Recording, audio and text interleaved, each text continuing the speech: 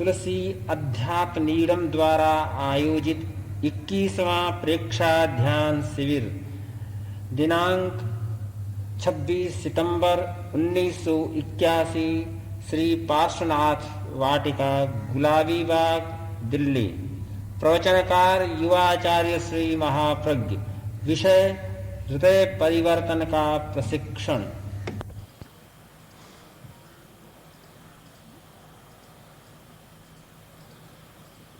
ज्योतिपुंज गुरुदेव, ज्योति की साधना करने वाले साधकगण। दो आदमी जा रहे थे, रास्ते में नदी आ गई, गहरा पानी।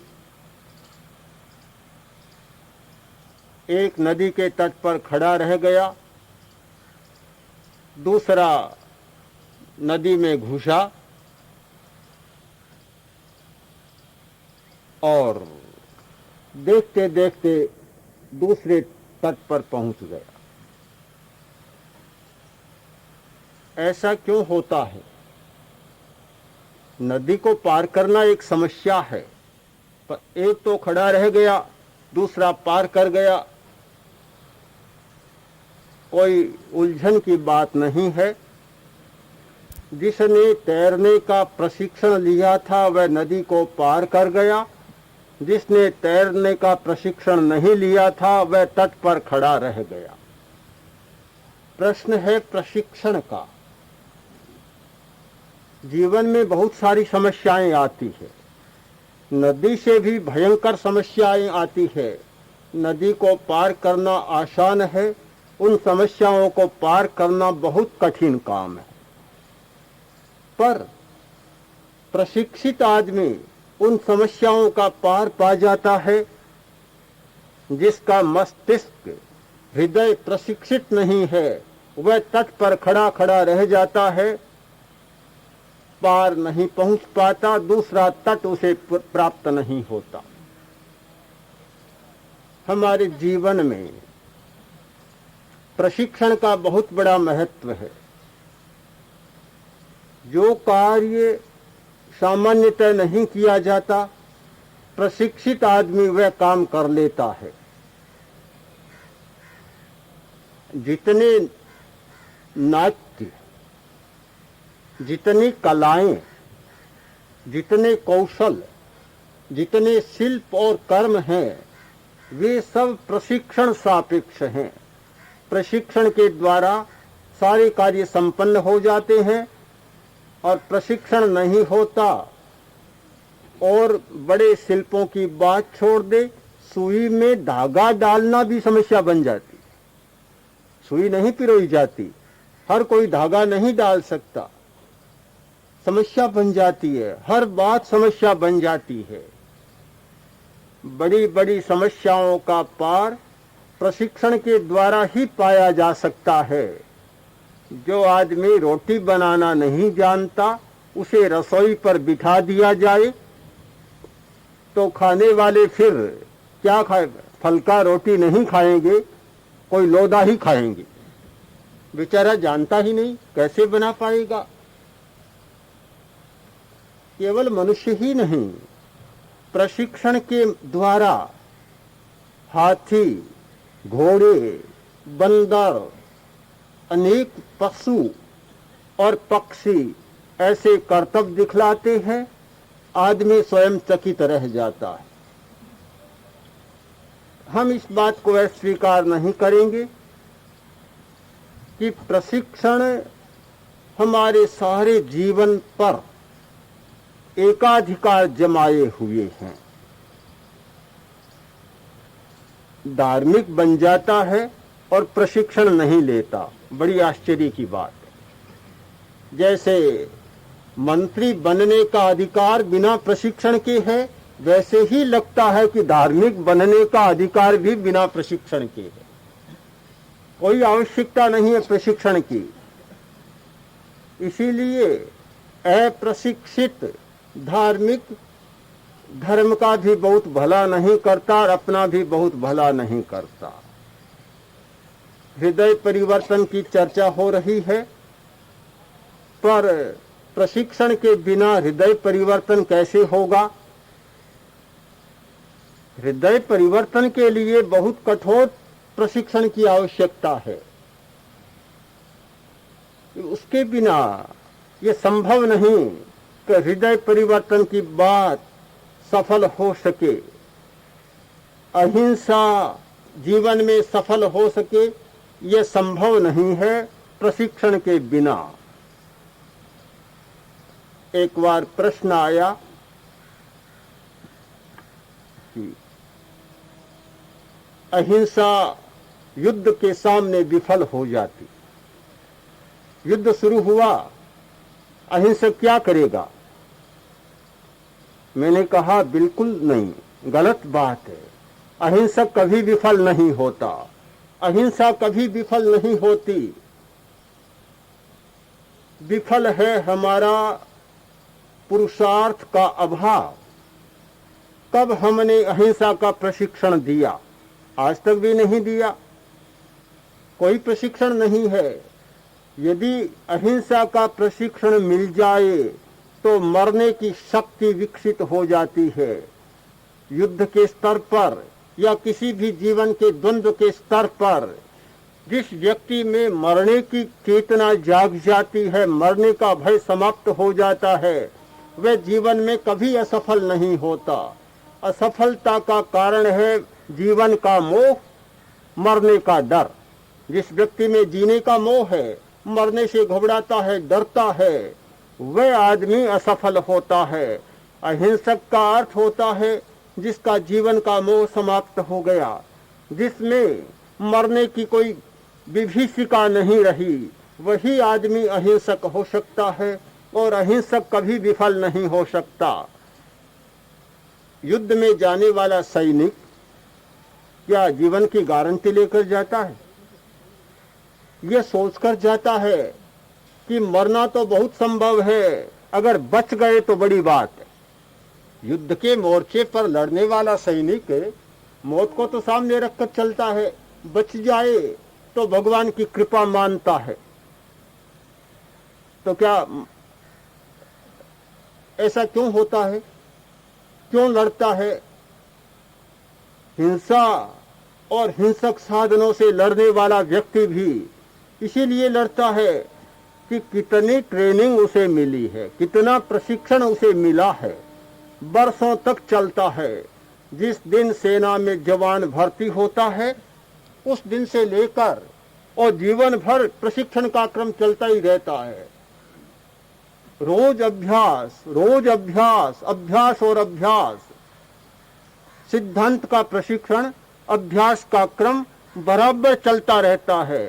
हिंसा का जितना प्रशिक्षण दिया जाता है, अहिंसा का उससे आधा भी प्रशिक्षण मिले तो मैं मानता हूं कि युद्ध भी अहिंसकों द्वारा लड़ा जा सकता है, बड़ी निर्भीकता के साथ लड़ा जा सकता है। पर पता नहीं क्या हो गया, न अहिंसा का प्रशिक्षण और न अहिंसकों को उसका प्रशिक्षण देने की चिंता कोई।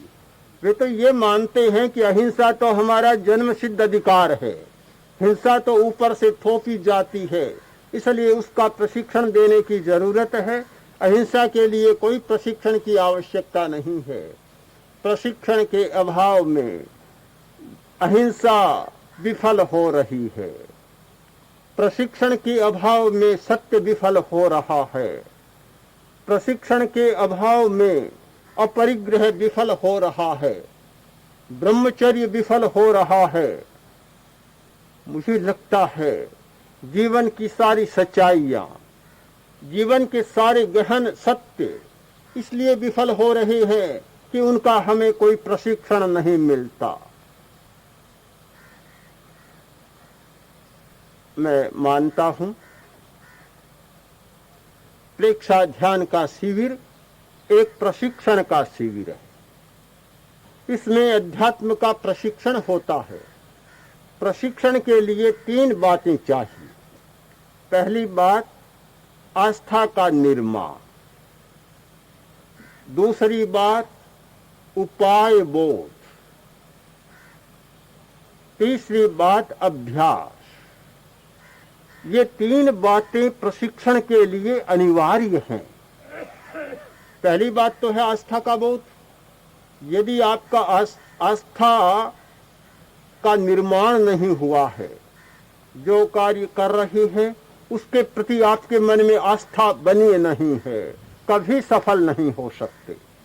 सबसे पहली शर्त है कि जिस कार्य में हमारी आस्था निर्मित हो जाती है उस कार्य में हम सफल हो जाते हैं, और जिसमें आस्था नहीं बनती, विफलता का पहला चिन्ह है आस्था का न होना। आस्था निर्माण के बाद दूसरी बात है उपाय का बोध होना चाहिए। आस्था तो है पर उपाय नहीं जानते, ज्ञान नहीं है, मार्ग उपलब्ध नहीं है, युक्ति नहीं जानते कि कैसे करना चाहिए, तो भी काम पूरा नहीं बनता। बहुत लोग ऐसे होते हैं जो ये अनुभव ही नहीं करते कि मैं क्या कर रहा हूं और क्या होना है, अपनी उलझनों में उलझे रहते हैं। आदमी बस में खड़ा था, खड़ा खड़ा जा रहा था, पास में बैठे लोगों ने कहा, अरे भाई अभी स्टेशन दूर है, बैठ जाओ। तो हाँ, बस खाली है, स्थान है, बैठ जाओ। तुम्हें पता नहीं मुझे बहुत जल्दी स्टेशन पहुंचना है। कैसे बैठ सकता हूँ, बैठने का समय नहीं है मेरे पास। अरे भाई बस में जाना है, फिर बैठने का समय कैसे नहीं है। पर अपने उलझनों में, अपने अज्ञान में आदमी इतना उलझा रहता है, ऐसा दृष्टि का मोह, ऐसा दृष्टि का भ्रम होता है कि वह सच्चाई को पकड़ ही नहीं पाता। उपाय के बिना यह प्रशिक्षण का क्रम सफल नहीं हो सकता, हमें उपाय चाहिए। एक बार ऐसा हुआ, राजा श्रेणिक का एक हाथी सेचनक, बहुत प्रसिद्ध हाथी था सेचनक, गंध हस्ती, जिसकी गंध से दूसरे हाथी निर्वीर्य हो जाते हैं, इतना शक्तिशाली हाथी। ऐसा संयोग बना कि नदी पार कर रहा था तो एक मगरमच्छ ने उसे पकड़ लिया। हाथी बहुत शक्तिशाली, पर दुनिया में कोरा हाथी ही शक्तिशाली नहीं होता। हमारी दुनिया में एक कोई भी प्राणी शक्तिशाली नहीं होता, चारों तरफ शक्तिशाली होते हैं। जिसका जहां अवकाश हो जाए वहां सब शक्तिशाली बने बैठे हैं। नदी में मगरमच्छ बड़ा शक्तिशाली था, अगर स्थल पर होता तो हाथी शक्तिशाली होता, पानी में था तो मगर बड़ा शक्तिशाली सिद्ध हुआ, हाथी को पकड़ लिया। राजा को पता चला, बहुत उपाय किए, हाथी को छोड़ा नहीं मगर ने। अभय कुमार से पूछा, अरे भाई क्या करें, कोई उपाय निकालो, कोई युक्ति निकालो। बड़ा बुद्धिमान था अभय कुमार। उसने कहा, महाराज अगर जलकांत मणि मिल जाए तो हाथी को छुड़ाया जा सकता है, नहीं तो बचाने का कोई उपाय नहीं। एक मणि होता है जलकांत, जैसे कई मणि होते हैं, सूर्यकांत, चंद्रकांत, जलकांत। जलकांत मणि होता है, उस मणि को पानी पर ले जाओ, पानी बिल्कुल फट जाएगा, रास्ता बन जाएगा, स्थल हो जाएगा, जल स्थल बन जाएगा। अगर जलकांत मणि मिल जाए तो हाथी को बचाया जा सकता है। राजा ने घोषणा कराई, अगर कोई जलकांत मणि दे तो मैं उसे अपनी कन्या के साथ ब्याहूंगा। बड़ी घोषणा थी कि राजा का दामाद बने। राजा के दामाद होने का मतलब है कि पूरा राज्य पर ही अधिकार होता है। बड़ा प्रलोभन था। संयोग मिला, एक दिन एक हलवाई के पास लड्डू आया और लड्डू को तोड़ा, उसमें एक मणि। उसने सोचा क्या है, क्या है? साफ करने के लिए पानी में डाला तो पानी फट गया। अरे ये तो जलकांत मणि है। दौड़ा दौड़ा राजा के पास पहुंचा कि मेरे पास जलकांत मणि है। अभय कुमार गया, पानी के पास मणि को डाला, डालते ही पानी फट गया, मगर कमजोर हो गया, हाथी को छुड़ा लिया गया। समस्या की कितनी गहरी पकड़ हो, कितनी बड़ी विकट समस्या हो, हमारे इस जीवन के सेचनक को पकड़े हुए हो, इस गंध हस्ती को पकड़े हुए कितनी विकराल समस्या हो, कितना विकराल मगरमच्छ हो, अगर ठीक उपाय मिल जाता है, ठीक युक्ति मिल जाती है तो हमें समाधान मिल जाता है। प्रशिक्षण का दूसरा तत्व होता है उपाय बोध, उपाय की जानकारी। मन कोई कम समस्या है क्या? मन की चंचलता कम समस्या नहीं है। बड़े बड़े विकट काम करने वाले व्यक्ति भी अपने मन पर काबू नहीं रख पाते। बड़े बड़े भयंकर काम करने वाले व्यक्ति भी अपने मन को 2 मिनट के लिए भी स्थिर नहीं कर पाते। मैं मानता हूं कि दुनिया की जितनी बड़ी समस्याएं हैं, उन बड़ी समस्याओं में एक बड़ी और ज्यादा बड़ी समस्या है मन की चंचलता को कम करना, मन को स्थिर करना, एकाग्र करना, या मन को अमन बना देना। मन रहित स्थिति का निर्माण करना, निर्विचार और निर्विकल्प स्थिति का निर्माण करना, ये शायद दुनिया की सबसे बड़ी समस्याओं में सबसे आगे। कोई कम बात तो नहीं है। पर उपाय बोध के द्वारा इस समस्या का भी समाधान मिल जाता है। उपाय जाना, समस्या का समाधान हो गया। मैं मानता हूं प्रेक्षा ध्यान के शिविर में आस्था का निर्माण होता है, उपाय का बोध होता है, उपाय की जानकारी होती है। ध्यान कराते हैं 45 मिनट, ध्यान पूरा होता है और प्रश्न होता है कि आज तो 10 मिनट ही ध्यान कराया। अरे घड़ी तो साक्षी है, नहीं तो मुकर भी जाते तो नहीं, हम नहीं मानेंगे। पर घड़ी सामने है तो अस्वीकार तो कर नहीं सकते। 10 मिनट कैसे? किंतु काल बोध भी समाप्त होता है। जहां गहन एकाग्रता होती है वहां काल बोध भी समाप्त हो जाता है। देश का बोध, काल का बोध, ये सारा चंचलता में ज्यादा होता है और गहन एकाग्रता में देश काल की दूरियां सारी समाप्त हो जाती है, देश काल का बोध भी समाप्त हो जाता है। आज प्रातः काल लेस्या ध्यान का प्रयोग हुआ, रंगों पर ध्यान किया।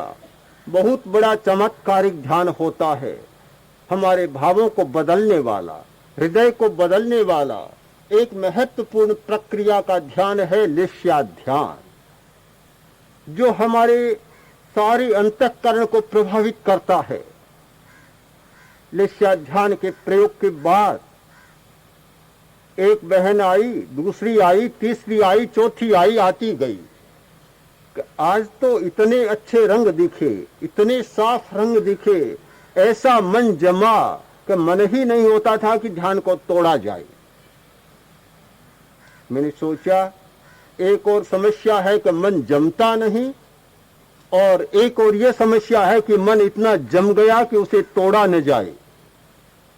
ऐसा कोई जामन मिले, कभी तो समस्या होती है कि दूध जमता नहीं है, और कभी जमता है तो इतना गाढ़ा जम जाता है कि खाने वाले को भी काटना पड़ता है, तोड़ना पड़ता है, तोड़ तोड़ कर खाना पड़ता है। तो ये दोनों प्रकार की समस्याएं हैं।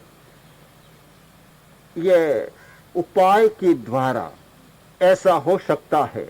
उपाय नहीं होता तो दूध दही नहीं बनता। हमारे जितने पर्यायों का परिवर्तन होता है, हम पर्याय के जगत में जीते हैं, द्रव्य के जगत में हमारा प्रवेश नहीं है। हमारा सारा जीवन पर्यायों का जीवन है। एक के बाद दूसरा पर्याय, दूसरे के बाद तीसरा पर्याय, चौथा पर्याय। पर्यायों की इतनी लंबी श्रृंखला है अनंत, जिसका कहीं अंत नहीं होता। और इन पर्यायों में आदमी खो जाता है।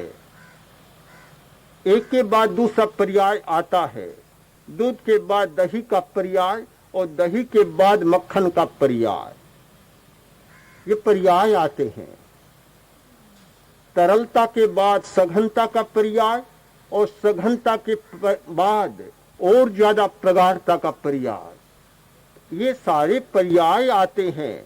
पर पर्याय होता है निमित्त से, पर्याय होता है उपाय के द्वारा, पर्याय होता है युक्ति के द्वारा।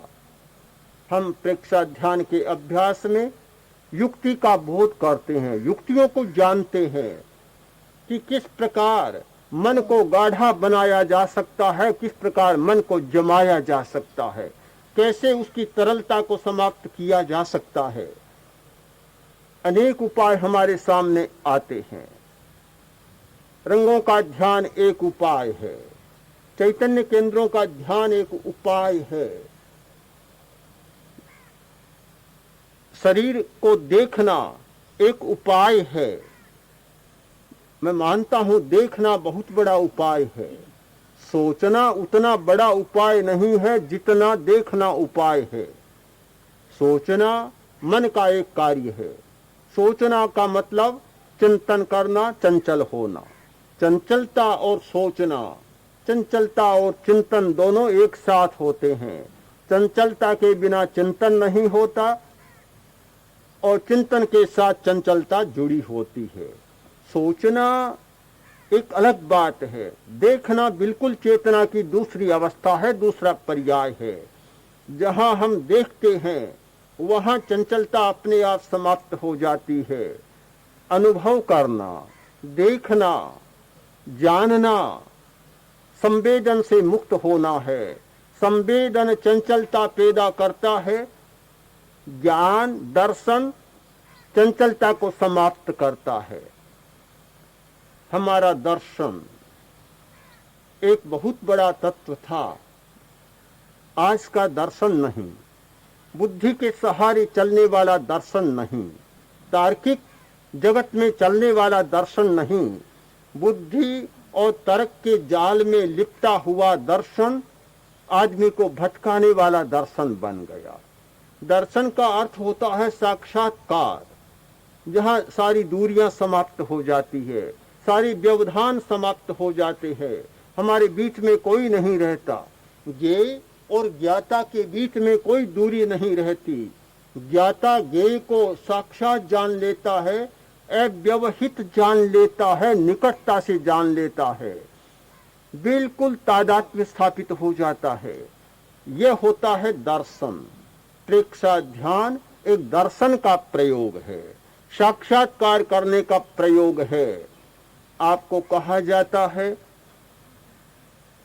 ज्योति केंद्र पर सफेद रंग का साक्षात्कार करें,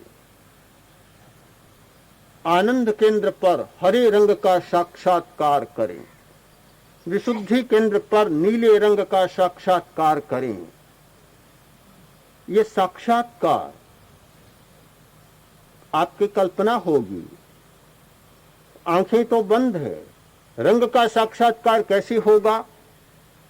हमारी आस्था आंखों पर अटकी हुई है। हमारी आस्था का नया आयाम खुलना चाहिए, आस्था का विस्तार होना चाहिए कि आंखों से देखना बहुत छोटी बात है। हमारी शक्ति तो और ज्यादा है और बड़ी शक्ति है कि आंखों के बिना भी हम बहुत अनुभव कर सकते हैं और देख सकते हैं। हमारे समूचे आकाश मंडल में रंग भरे हुए हैं। जितने रंग हमारी दुनिया में हैं, उन सारे रंगों के महत्वपूर्ण परमाणु समूचे आकाश मंडल में फैले हुए हैं। हम जब आंखों को बंद कर गहरी एकाग्रता और गहरी तन्मयता के साथ अनुभव करना शुरू करते हैं तो हमें नाना प्रकार के रंग दिखाई देने लग जाते हैं। रंगों का साक्षात्कार हो जाता है। आंखें बंद है, ऐसे चमकते रंग दिखाई देते हैं, ऐसे सुनहले सुंदर आकर्षक रंग दिखाई देते हैं कि जिनकी शायद आंखें कल्पना भी नहीं कर सकती। वे सारे रंग हमारे सामने साक्षात होते चले जाते हैं।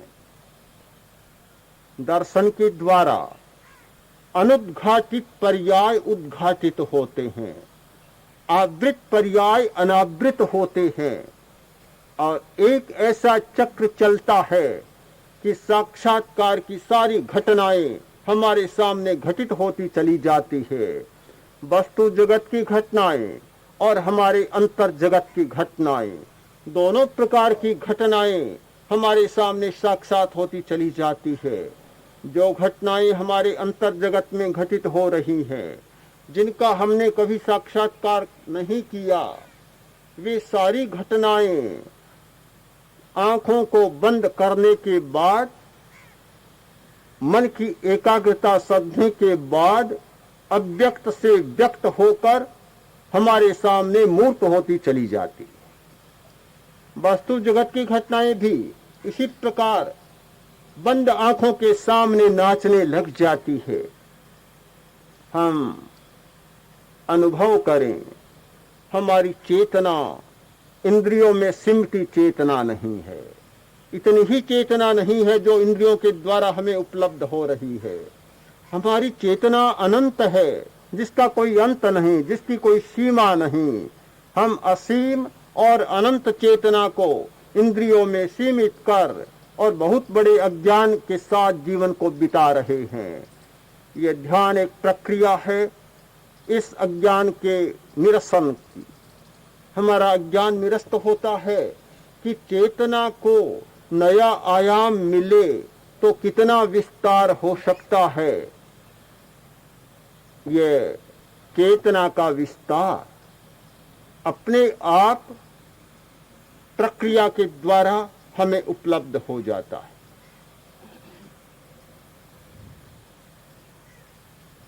दूसरा तत्व प्रशिक्षण का उपाय बोध, उपाय को जान लेना। प्रशिक्षण का तीसरा तत्व है अभ्यास। आस्था निर्मित हो गई, उपाय भी जान लिया, पर अभ्यास नहीं किया तो भी बात अधूरी रहेगी। प्रशिक्षण के लिए बहुत महत्वपूर्ण बात है कि उपाय की क्रियान्विति, उसे अभ्यास में लाना, अभ्यास द्वारा पुष्ट करना। जिन लोगों ने अभ्यास नहीं किया वे पा नहीं सकते, मिल नहीं सकता। दोनों बातें बहुत जुड़ी हुई है। उपाय और अभ्यास, इन दोनों को अलग नहीं किया जा सकता। उपाय के अभाव में अभ्यास सफल नहीं होता और अभ्यास के अभाव में उपाय सफल नहीं होता। आदमी दुकान में गया, जा रहा था, चला गया कुछ लेने के लिए, कुछ लिया तो दुकान थी साइकिल की। बड़ा आग्रह किया, अरे भाई साइकिल तुम जरूर खरीद लो, पैसे लाओ और साइकिल ले जाओ। वह बोला, मुझे अभी साइकिल की जरूरत नहीं है, अभी मुझे तो गाय खरीदनी है, साइकिल नहीं खरीदूंगा। बोला, भले आदमी, साइकिल नहीं खरीदोगे तो गाय पर बैठ कर चलोगे तो कितने भद्दे लगोगे, कितने मूर्ख लगोगे। वह बोला, बात तो तुम ठीक कहते हो, पर जब मैं गांव में जाकर साइकिल को दूध दूना सरूंगा तो कितना मूर्ख लगूंगा।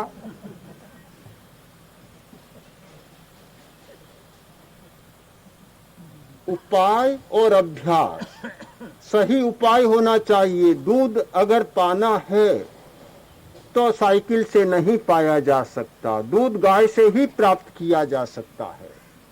उसके लिए गाय चाहिए। गाय है, दूहा नहीं जाए तो दूध भी नहीं मिलेगा। गाय भी चाहिए दूध के लिए और साथ में दोहन भी चाहिए। दोनों होते हैं तो दूध मिलता है, दोनों के अभाव में दूध नहीं मिलता, साइकिल से दूध नहीं मिलता, और गाय को दूहे बिना भी दूध नहीं मिलता।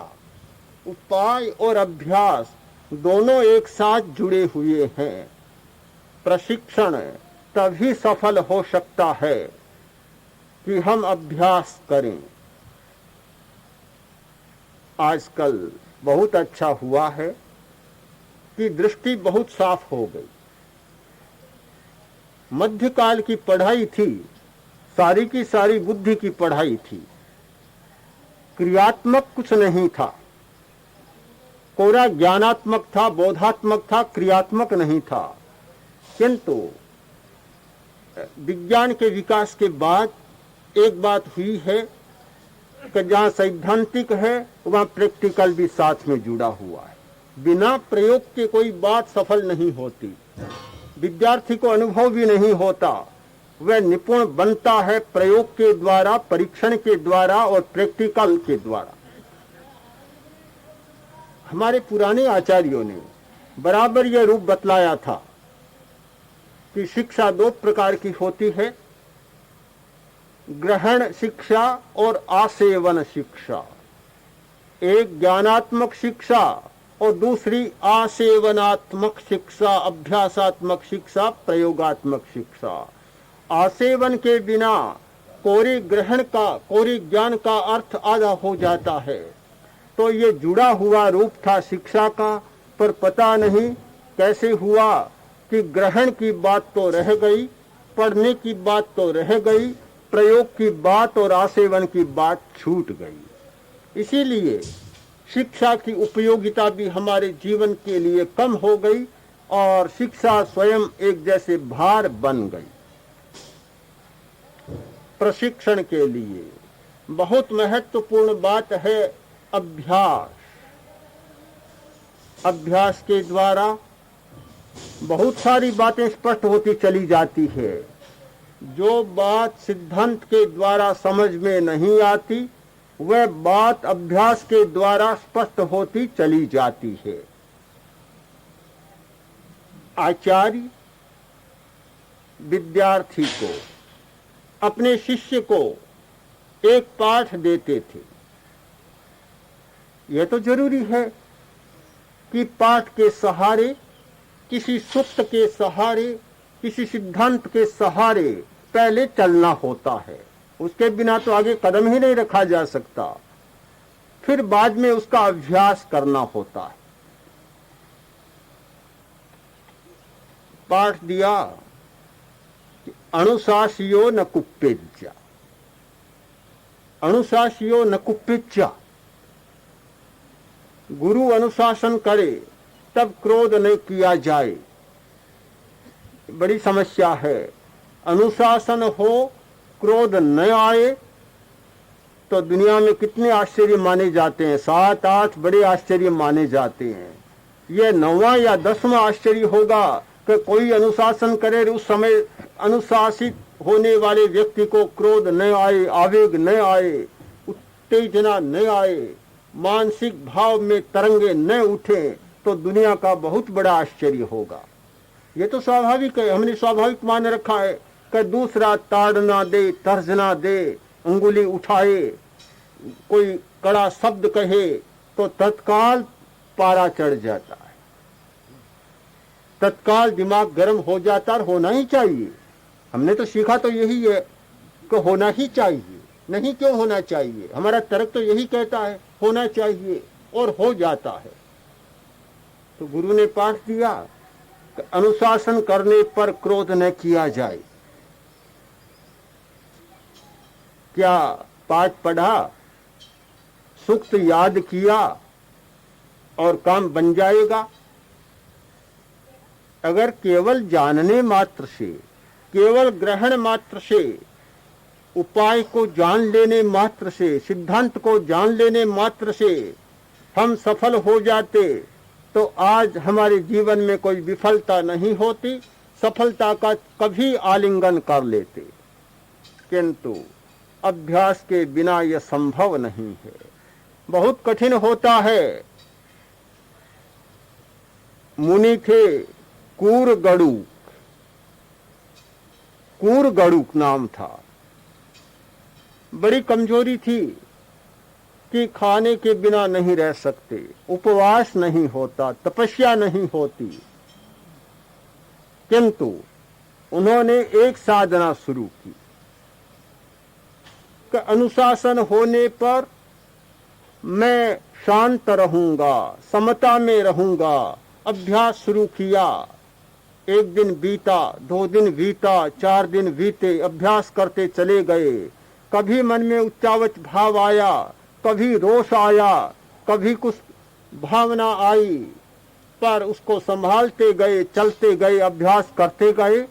करते करते ऐसी स्थिति का निर्माण हो गया कि अनुशासन के समय बिल्कुल शांत रहा जा सकता है, ऐसी स्थिति बन गई। बहुत कठिन काम होता है, बड़ा कठिन काम है कि अनुशासन करने पर बड़े बड़े विचलित हो जाते हैं। आपने सुना होगा, हमारे संघ के एक बहुत बड़े मुनि थे, बहुत बड़े मुनि, हेमराज जी स्वामी। एक बार ऐसा हुआ, गोचरी गए भिक्षा के लिए और उसमें मूंग की दाल, चने की दाल, कई दालें इकट्ठी कर ले आए। आचार्य भिक्षु के पास आए, सब जो लाए थे सामने रखा। आचार्य भिक्षु ने देखा एक पात्र में कई दालों का मिश्रण है, 5 मिसाली या 7 मिसाली, न जाने कितनी मिसाली होगी, कई को मिश्रण है। आचार्य भिक्षु ने कहा, अरे दाल ऐसी ही मिली या मिलाकर लाया है? तो महाराज मिलाकर लाया हूं। तो समझता नहीं क्यों मिलाया? तो महाराज मिलता मेल है, 5 मिसाली दालें भी बनती है, मिलता मेल है, ये तो कोई अनमिल बात तो है नहीं, ऐसी मिलावट तो है नहीं जिसका बुरा परिणाम हो, ये तो मिलती बात है। आचार्य भिक्षु ने कहा, कोई साधु बीमार हो सकता है, बुखार है, ज्वर है, मूंग की दाल तो दी जा सकती है, चने की दाल भी दोगे? अलग लानी चाहिए थी। सब प्रकार के साधु होते हैं, रोगी होते हैं, किसी को कोई जरूरत होती है। उलाहना दे दिया, उलाहना दिया, अनुशासन किया। अब भला अनुशासन हो और गर्मी न जागे तो बड़ी आश्चर्य की बात होती है। बड़े साधु थे पर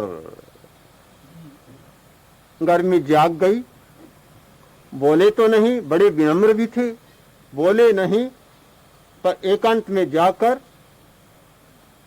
पछेवड़ी ओढ़कर, चादर को ओढ़कर और सो गए। भोजन का समय था, सब साधु आए, बैठे, और सब तो पंक्ति में बैठे हैं, मंडली में बैठे हैं, एक हेमराज जी स्वामी नहीं है। आचार्य भिक्षु ने कहा, आया नहीं भोजन करने के लिए? साधु ने बतलाया कि वे सो रहे हैं। आचार्य भिक्षु समझ गए कि यह तो अनुशासन का ही परिणाम है, जो होना ही चाहिए, होता है। आचार्य भिक्षु ने वहीं बैठे बैठे कहा कि हेमड़ा क्या कर रहा है? सो रहा है? दोस्त मेरा देख रहा है कि अपना देख रहा है? तत्काल उठकर आ गए, भोजन में बैठ गए। तो अनुशासन करने पर गर्मी आना, बड़े बड़े भी बच नहीं पाते हैं, तो भला छोटों की, बच्चों की क्या बात करें? बड़ी कठिन बात होती है। किंतु कूरगड़ुक मुनि ने ऐसा अभ्यास किया, और मैं फिर कहना चाहता हूं कि बिना अभ्यास के चाहे कितना ही बड़ा साधु बन जाए, साधक बन जाए, अभ्यास किए बिना यह व्याप्ति, तर्क शास्त्र में एक व्याप्ति होती है कि जहां धुआं है वहां अग्नि का होना जरूरी है। इसको व्याप्ति कहते हैं। अनिवार्य नियम होता है कि यत्र यत्र धूमे तत्र तत्र बन्ही, जहां जहां धुआं होगा वहां वहां आग होगी। तो जहां जहां अनुशासन होगा वहां वहां आग होगी, यह भी व्याप्ति बनती है। इस व्याप्ति से बचा नहीं जा सकता अभ्यास के बिना। मुनि ने अभ्यास कर लिया, इतना गहरा अभ्यास किया। एक पर्व का दिन आया, चातुर्मासिक पाक्षिक पर्व का दिन सब मुनियों ने उपवास किया, आचार्य ने उपवास किया। कूरगड़ुक मुनि आया, बोला आचार्यवर गोचरी की आज्ञा है। आचार्य ने कहा अरे आज तो पर्व का दिन है, सब साधु उपवासी हैं, आज ही तू खाना नहीं छोड़ सकता, इतना क्या खाने की परवश हो गया। ऐसा तेज अनुशासन किया, इतना उलाहना दिया। सुन लिया। जब आचार्य शांत हुए, मौन हुए, बोले महाराज आपने फरमाया सब ठीक है, पर मेरी व्यवस्था है, गोचरी की आज्ञा है, क्या करूं। चले गए, पर खाने के लोलुप नहीं, बिल्कुल रहा नहीं जाता था बिना खाए। जैसा तैसा मिलता, मात्र खाने को चाहिए, चाहे सूखी रोटी भी हो। जो कुछ मिला ले आए, गुरु के सामने रखा, तो कहीं से कोई खिचड़ी या दलिया, ये गेहूं का दलिया कुछ मिला होगा, तरल द्रव्य ले आए, लाकर गुरु के सामने रखा कि महाराज ये भोजन लाया हूं और आहार करने की आज्ञा है। गुरु ने कहा सब साधु तो उपवास कर रहे हैं, तपस्या कर रहे हैं, तू इतना पेटू बन गया कि खाए बिना भी नहीं रहता। फिर एक लंबा सारा प्रवचन झाड़ दिया, बड़ा तेज उलाहना दिया, उलाहने में भी नहीं हुआ, आवेश में आ गए। अब चाहे गुरु हो चाहे शिष्य हो, आवेश होता है, कोई फर्क नहीं पड़ता। जब तेज आवेश में आदमी आ जाता है तो समस्या हर किसी के लिए होती है। इतने आवेश में आए तो उस पात्र में थूक दिया, खाए बिना ही नहीं रहता। कूरगड़ु गए, बैठे, इतना संतुलन, अभ्यास इतना परिपक्व हो गया। देखो गुरु आखिर गुरु होते हैं, गुरु होते हैं। आज मुझे दलिया मिला, रूखा मिला, घी नहीं मिला, भला गुरु कैसे रूखा खाने देते।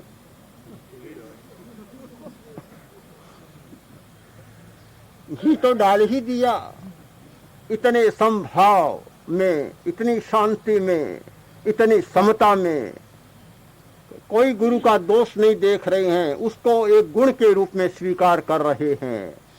कहा जाता है कि समता का ऐसा उत्कर्ष आया कि भोजन करते करते केवली बन गए। उपवास करना बड़ी बात नहीं है, खाना कोई छोटी बात नहीं है। हम लोग तो द्रव्यों पर सारा माप जोक करते हैं कि न खाया तो बड़ी बात हो गई और खाया तो कोई छोटी बात हो गई। ये सब दूसरे नंबर की बातें हैं। सबसे पहली बात है कि अभ्यास के द्वारा चेतना का कितना समता में विकास किया, चेतना को कितना समता में प्रतिष्ठित किया, हमारी आंतरिक चेतना कितनी जागी, हमारा राग द्वेष कितना कम हुआ, और ये गर्मी कितनी मिटी और सर्दी कितनी मिटी।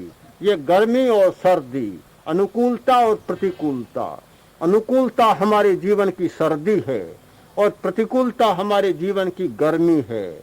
इस सर्दी और गर्मी से जो आदमी बच जाता है वह सचमुच महान चेतना का जागरण कर लेता है, किंतु यह अभ्यास के बिना कभी संभव नहीं है। तो प्रशिक्षण के 3 तत्व आपके सामने प्रस्तुत हैं। फिर याद करें, आस्था का निर्माण, उपाय बोध और अभ्यास, इन तीनों की एक धारा बनती है। धारा टूट जाती है तो बस वहीं समाप्त हो जाती है। एक धार में तीनों आते हैं, एक श्रृंखला में तीनों कड़ियां जुड़ती हैं, तो कोई समस्या ऐसी नहीं कि जिसका पार न पाया जा सके, कोई दुस्तर नदी नहीं कि जिसको न तरा जा सके। हर नदी को तरा जा सकता है, हर समस्या का किनारा देखा जा सकता है और वहां पहुंचा जा सकता है। प्रेक्षा ध्यान के शिविर में आने वाले, ध्यान का अभ्यास करने वाले इस बात का गहराई से अनुभव करें कि इस लड़ी को पूरा करना है, इन तीनों को एक धार में बनाना है, बूंद बूंद नहीं टपकाना है, किंतु पूरी धार करनी है कि हमारी आस्था का निर्माण हो। हम उपायों को जाने, रास्तों को जाने, मार्गों को जाने और अभ्यास करें। अभ्यास अंतिम बात और सबसे ज्यादा सफल बनाने वाली बात। तो ये तीनों बातें मिलकर असंभव लगने वाली बात को भी संभव बना सकती है, दुष्कर लगने वाली बात को भी सुकर बना सकती है और दुष्कर लगने वाली बात को सुकर बना सकती है।